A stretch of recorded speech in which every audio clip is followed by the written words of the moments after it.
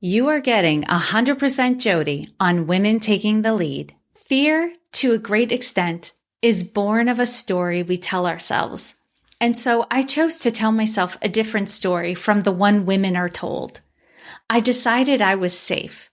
I was strong. I was brave. Nothing could vanquish me. Insisting on this story was a form of mind control, but for the most part, it worked. Hello, my name is Jodi Flynn and welcome to Women Taking the Lead, where we are all about creating blasts of inspiration to help you overcome self-doubt so you can lead with confidence, integrity, and a sense of humor. Have you grabbed your copy of my best-selling book, Accomplished: How to Go From Dreaming to Doing? Head over to womentakingthelead.com/accomplished to access the secrets to achievement and success. Now, your future awaits, so let's get started. Hey all, I have to give a thank you to my sponsor, FreshBooks. I could not continue to deliver all this content free of charge if it wasn't for my awesome sponsors. If you are looking to free up some time and headspace, check out FreshBooks for your bookkeeping and accounting needs. And if you have any questions or needs for your website, hosting, or even building an app for your business, reach out to Millie, Milly, at zebralovewebsolutions.com. Boy, this past week turned out to be the week of talking about fears. In last week's 100% Jodi, I talked about all the fears I was confronted with when I was training for and competing in the Spartan Race. I had also forgotten that the title I chose for Alison Cardy's episode, which came out on Monday, was Walking Toward Fear. And then the Eleanor Roosevelt quote my assistant chose for the newsletter, originally shared by Nikki Wetherell in her powerful interview in episode 104, had also to do with fear. We've got some momentum going, so let's lean into this. One of my favorite life quotes of all time is, "Security is mostly a superstition. It does not exist in nature, nor do the children of men as a whole experience it. Avoiding danger is no safer in the long run than outright exposure.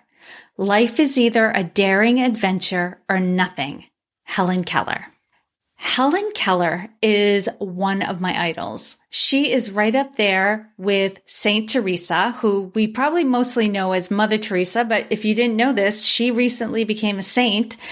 And also Anne Frank.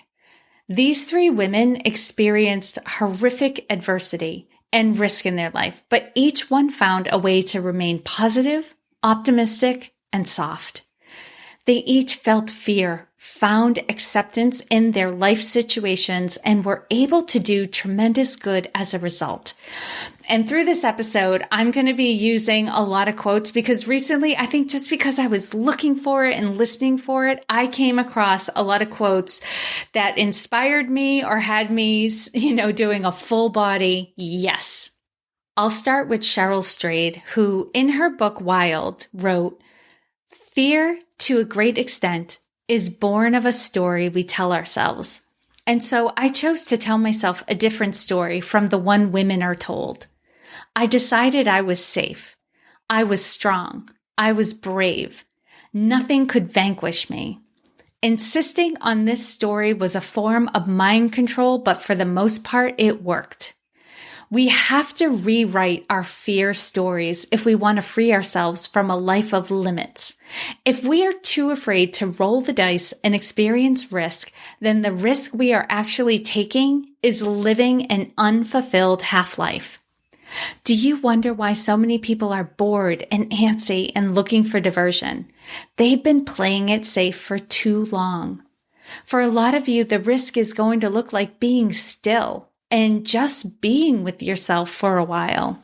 You're afraid if you do so, all the things you don't like and find lacking in yourself will bubble up and overwhelm you.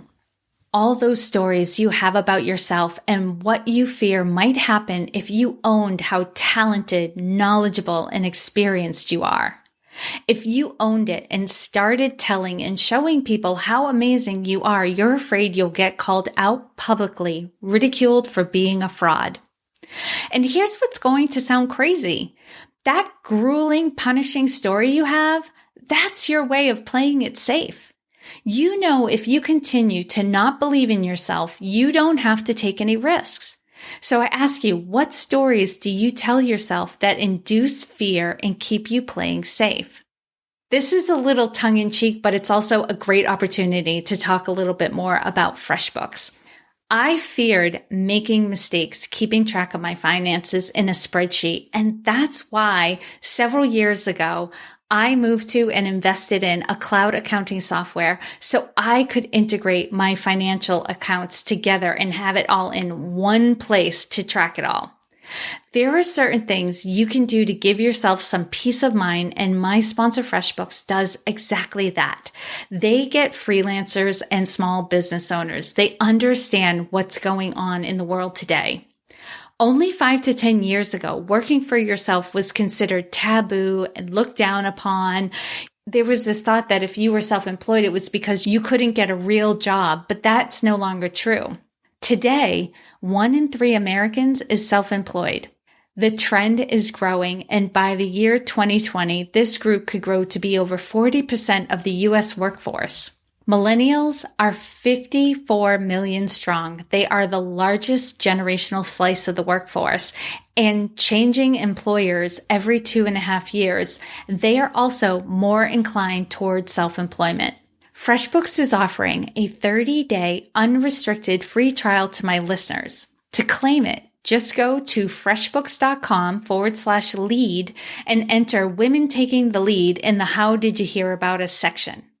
Now, in her TED Talk, Shonda Rhimes stated, "A crazy thing happened. The very act of doing the thing that scared me undid the fear. It's amazing the power of one word. Yes changed my life. Yes changed me." When I first heard about Shonda Rhimes' book, Year of Yes, I was turned off by it. I thought she wrote a book about saying yes to everything, which, as you know, I'm opposed to. Then I found out her book was about saying yes to the things she was afraid of, and I was all in.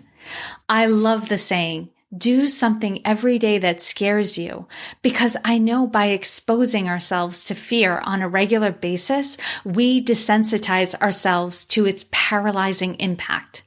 In People magazine, Dolly Parton shared, "The key to my success has always been that my desire to succeed has always been greater than my fear."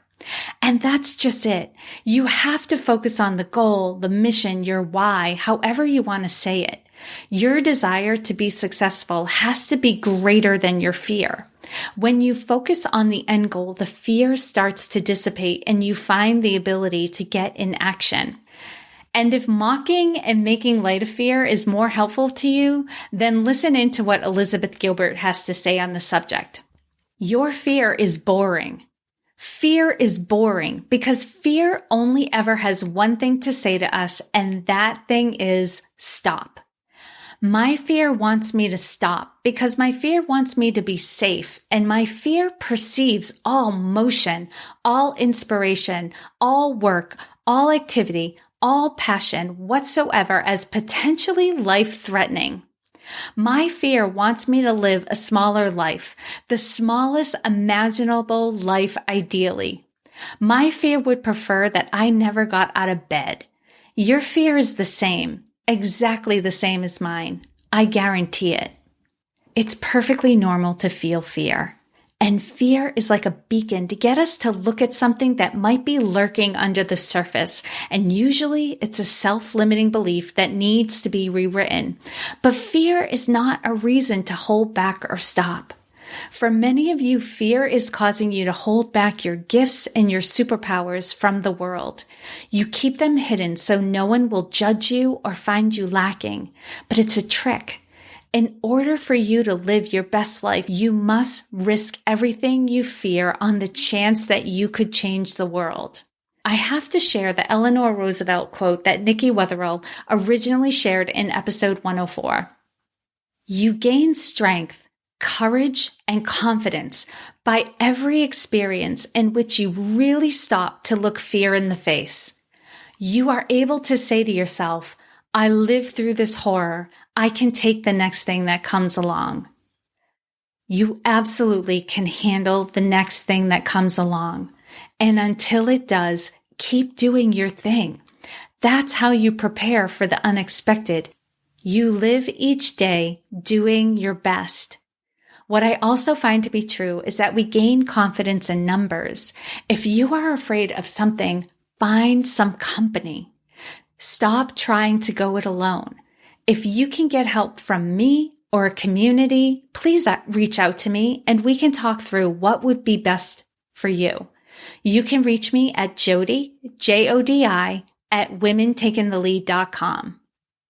Are you ready to overcome that self-doubt and draw a bigger box for yourself? Well, this is a great segue into my other sponsor. Seth Godin's Alt MBA workshop is an intensive leadership and management workshop designed for changemakers who have a fire in the belly.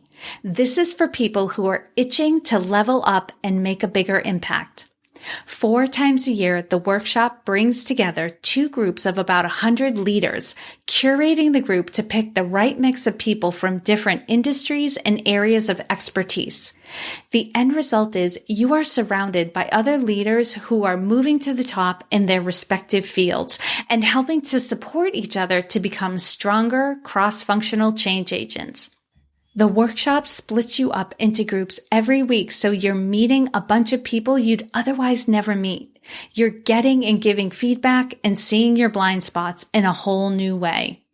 They're now accepting applications for their upcoming sessions, and to find out more, visit altmba.com/women taking the lead. And for special consideration, you can mention this podcast in their application and tell them Jodi Flynn sent you. I'll leave you with this gem from an unknown source. Never be afraid to try something new. Remember, amateurs built the Ark. Professionals built the Titanic. I hope this was of value to you, and here's to your success. Thank you all for joining me on Women Taking the Lead. And to strengthen you on your own leadership journey, I'd like to send you off with a quote from Marianne Williamson, so here goes. Our deepest fear is not that we are inadequate. Our deepest fear is that we are powerful beyond measure. It is our light, not our darkness, that most frightens us. We ask ourselves, who am I to be brilliant, gorgeous, talented, fabulous? Actually, who are you not to be? You are a child of God. Your playing small does not serve the world. There is nothing enlightened about shrinking so that other people won't feel insecure around you. We are all meant to shine as children do. We were born to make manifest the glory of God that is within us. It's not just in some of us, it's in everyone. And as we let our own light shine, we unconsciously give other people permission to do the same. As we are liberated from our own fear, our presence automatically liberates others. Again, thank you for joining me, and here's to your success.